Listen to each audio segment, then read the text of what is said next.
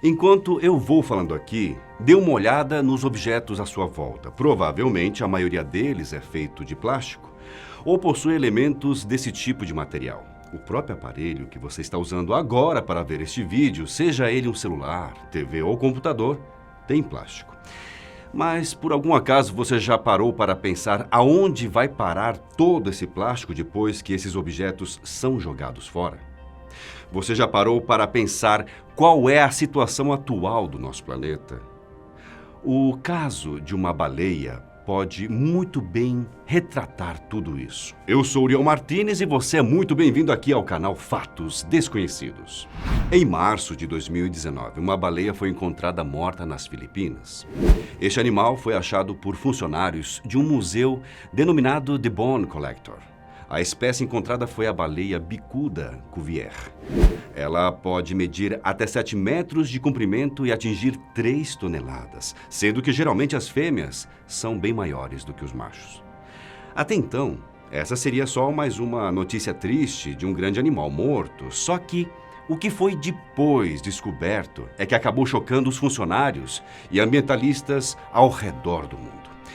Dentro do estômago desta baleia estava 40 quilos de plástico, sacos de arroz, sacolas plásticas e pequenos objetos foram encontrados aos montes. Conforme disse o funcionário do museu, a quantidade de plástico era tão absurda para o tamanho desta baleia que o material estava começando a calcificar. Acredita-se, portanto, que o plástico foi o responsável pela morte desse animal. Uma lista desses objetos ficou de ser divulgado pelo museu. Essa notícia fez um famoso assunto voltar à mesa de discussões de muitos governos. O que fazer com o plástico e o lixo que ele acaba gerando. É inegável que o plástico vem a cada ano se tornando um problema cada vez maior e as soluções apresentadas até hoje foram pouco efetivas. Por outro lado, a maioria dos objetos que nos auxiliam em nosso dia a dia são feitos de plástico ou possuem elementos derivados. Sua retirada imediata provocaria um caos inimaginável e a sua substituição gradativa vem sendo estudada. Vale dizer que o uso em grande quantidade do plástico só começou a ser possível após a Revolução Industrial. Até então, apesar do nosso planeta ter mais de 4,5 bilhões de anos e o ser humano moderno aproximadamente 200 mil, nada parecido com o plástico havia sido criado. Em 1839, Charles Goodyear adicionou o enxofre à borracha bruta e percebeu que a borracha se tornava mais resistente ao calor. Depois dessa descoberta, várias outras foram sendo feitas, como a criação da trinitrocelulose.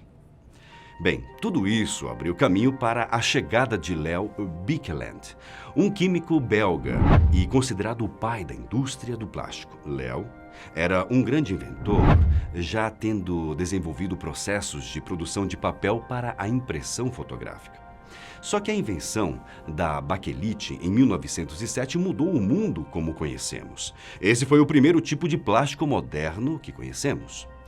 Uma das principais características da baquelite e da maioria dos plásticos foi a facilidade que ela apresentava para ser moldada e a sua resistência quando o processo estava finalizado. Birkeland fez uma fortuna com a sua invenção, mas foi após a Segunda Guerra Mundial e o grande salto tecnológico decorrente desta que o plástico passou a dominar de vez o mundo em que vivemos. Nessa época surgiu, por exemplo, o poliestireno, que gerou inúmeras variáveis cada vez mais baratas de serem fabricadas e, ao mesmo tempo, mais nocivas ao meio ambiente. E não pense que somente os animais marinhos e aves estão sujeitas a ingerirem plástico. Nós, seres humanos, também estamos sujeitos a comer plástico. Sim. Uma pesquisa realizada por um grupo de cientistas do Departamento de Biologia da Universidade de Victoria, no Canadá, concluiu que uma pessoa comum pode estar ingerindo entre 74 mil a 121 mil partículas de plástico durante um ano. Mas o que são essas partículas? Essas partículas de microplásticos são pedaços muito pequenos de material. Elas podem variar de tamanho quase microscópicos a 5 milímetros. Ao contrário dos pedaços maiores, que são facilmente visíveis. Essas partículas, por muitas vezes, passam desapercebidas pelas pessoas e também pelos animais. Algumas estimativas apontam que existem mais de 2 trilhões delas no oceano. A pesquisa foi baseada em outros 26 estudos que analisaram o quanto de plástico podia ser encontrado em animais marinhos, no sal de cozinha, em embalagens que contêm álcool e até mesmo nas garrafinhas de água mineral. A água, que é distribuída pelo encanamento dentro do sistema de saneamento básico, também foi avaliada. O estudo canadense chegou a diferenciar as pessoas por sexo e idade. As pessoas jovens do sexo feminino são as que menos consomem plástico de forma involuntária. Por outro lado, os adultos do sexo masculino estão no topo do ranking. A questão é que os diferentes tipos de plásticos, assim como afetam os animais, também podem provocar efeitos no corpo humano. Estudos relacionados a essa área estão começando agora. Todavia, já existe uma ideia de como o plástico afeta a nossa saúde. Muitos médicos acreditam que o plástico pode desenvolver novas patologias ou agravar algumas que já existem. O PVC, um dos tipos de plástico, possui substâncias que são cancerígenas quando liberadas. É claro, também há uma preocupação com a parte funcional do corpo. Assim como a ingestão de plástico, no caso da baleia, atrapalhou o sistema digestivo dela, o mesmo pode acontecer com o ser humano, caso uma grande quantidade venha a ser ingerida. O plástico pode obstruir a passagem de alimento ou provocar inflamações no estômago ou no intestino. Somando a isso, pode vir uma dificuldade do corpo em absorver os alimentos e, consequentemente, sais minerais e vitaminas deixariam de circular. Por algum acaso, você já se perguntou qual é a situação do Brasil em relação ao plástico? Infelizmente, eu tenho péssimas notícias para passar para vocês. Conforme um relatório da organização WWF, o Brasil é o 4º país que mais gera lixo em todo o planeta.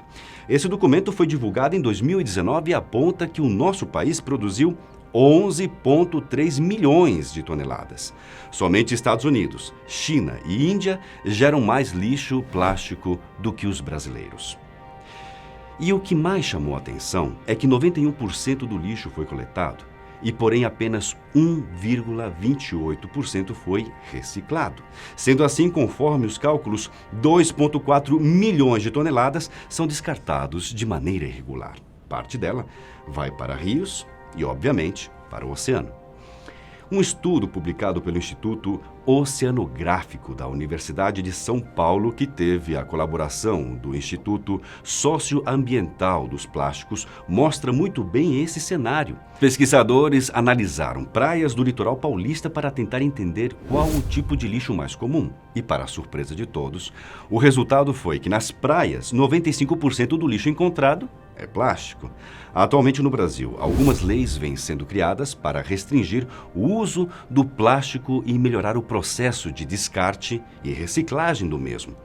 Uma das leis ficou muito famosa recentemente foi o banimento do uso disso aqui, canudinhos plásticos, em estabelecimentos comerciais e em vários estados e cidades brasileiras.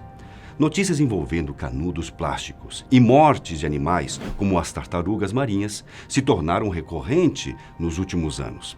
Além da ingestão do material, que por si só pode acabar matando o animal, por vezes, o canudo fica preso nas vias respiratórias da tartaruga e matando ela afogada.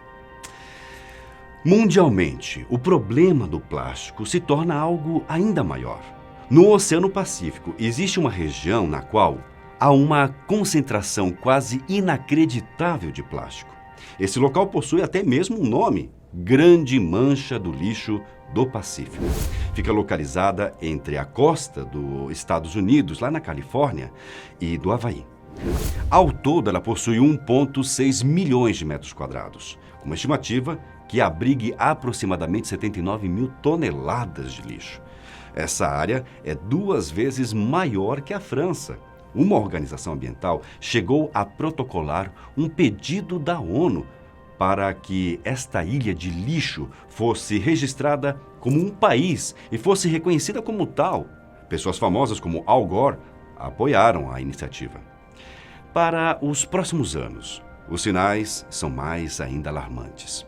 O Departamento de Ciência do Governo do Reino Unido divulgou um estudo no qual foi feita uma projeção da situação dos oceanos para os próximos anos. Até 2025, a quantidade de plástico irá triplicar em relação ao que se tem hoje em dia.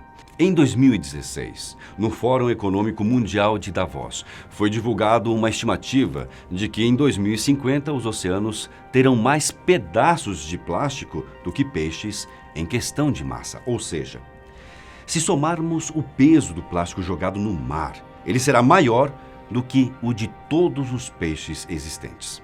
O fato é que o plástico é uma invenção relativamente recente na história da humanidade e do planeta. Mesmo assim, conquistou o planeta e está em praticamente todos os lugares. A questão agora é saber se será possível remediar os danos causados por esse material e se existe alguma forma de substituí-lo de forma viável ou de utilizá-lo com consciência.